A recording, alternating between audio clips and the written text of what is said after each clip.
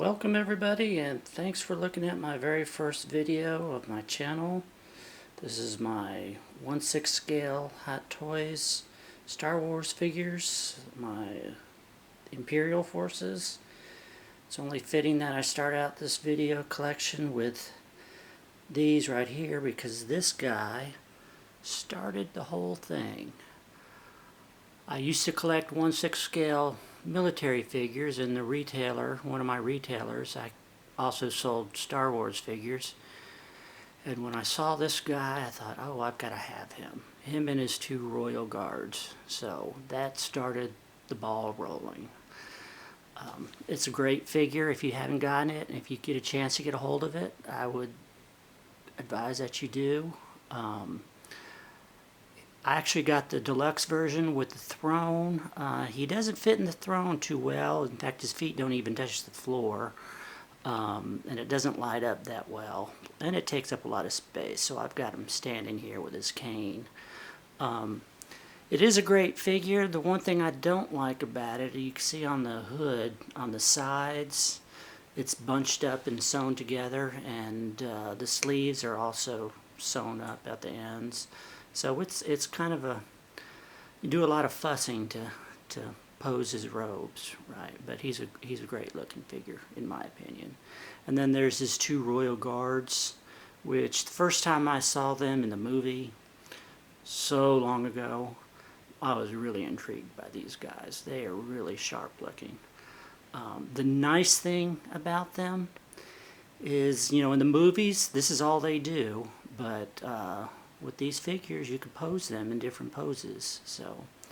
But right now, I've just got them in their classic guard positions. So, here's Grand Moff Tarkin. I got him as a 2-pack with A New Hope Darth Vader. I got them on sale. I bought them right after I pre-ordered this guy. And what's crazy is this guy's selling for $800 now, which on eBay, which is just kind of crazy, I think. Here we got Solo Maul. This is a really nice figure. If Maul is one of your favorite characters, I would recommend getting this guy. He's got really cool mechanical legs. The nice thing about him is his feet pose in all different directions, so I was able to get him pose on in a sturdy position where I felt he could pose without a stand and not fall over. He did come with 2 blades for his double-bladed lightsaber there, but they take up a lot of space. So, and then here we have Count Dooku, who's ordering a disco ball off of his Amazon app. They did a really good job on that face sculpt. So, it's a good one. Here is my favorite figure, Dark Side Anakin. I think everybody who has this figure says the same thing. He came with this really cool base that lights up. If you look closely, the lights kind of twinkle on and off, so it looks like crackling fire or lava, I guess that's supposed to be. The only drawback is that the on and off switch is on the bottom, which means you have to take the figure off and turn it upside down to turn it on and off. And I don't understand why they just couldn't have put a switch on the back or the underside of the platform there, and that would have been a lot easier. Here we've got Phantom Menace Maul, another one of my favorite figures. It's a really, really good figure. All the parts of his robe are wired, so you can do some really great poses with him. A lot of people who are a lot more talented than me do some really, really great things with him. The one drawback with him, and actually it's all of these with their lightsabers, is the battery and the on-off are underneath the cuffs of his gloves. They're very hard to get to. Also, it only takes 3 batteries, but it's got 2 lights, so the light stays on for at the most 15 minutes. So it's just not worth it to put the batteries in the lightsaber. Although they do look really, really great when they're lit up. And then here we have the Empire Strikes Back Darth Vader. I just got this about a month ago. He comes with this really great base, which also has a light up effect. God, come on. There you go. Like I said, I've got the New Hope Vader, but this one I think, in my opinion, is a lot better. He's got shiny armor, silver highlights on his mask. His robes are very heavy, very well made.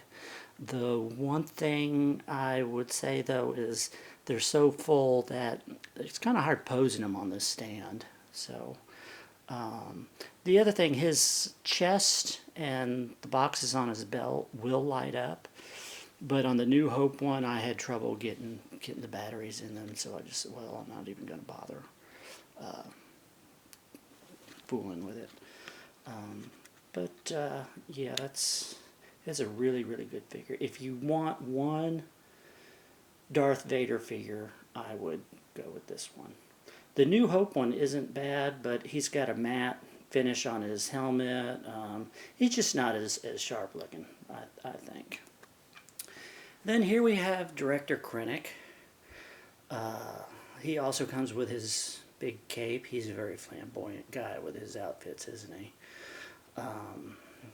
You could also pose him without the hat. And then his 2 Death Trooper guards. These are really great figures that just came out recently. These are actually from The Mandalorian and not Rogue One. I missed out on Rogue One, so I had to make do with these. But honestly, I don't think there's that big of a difference. The one big difference is I think the Rogue One Death Troopers, their rifles were a lot longer than these. They also had pouches that ran across their chests, which I think blocks the view of the detail on their armor and all these lines. They are really sharp looking. They have lights on their helmets, green and white, and they're easily accessed from the top. That the top of their helmets are held on by magnets, and they just pop off and the on and off switch. So that's one of the rare cases where a light up feature on a Hot Toys figure was actually worthwhile. So there you have it. There's my 1/6 scale Star Wars Dark Side figures. I hope you enjoyed it, and I hope I'll be posting some more figures soon.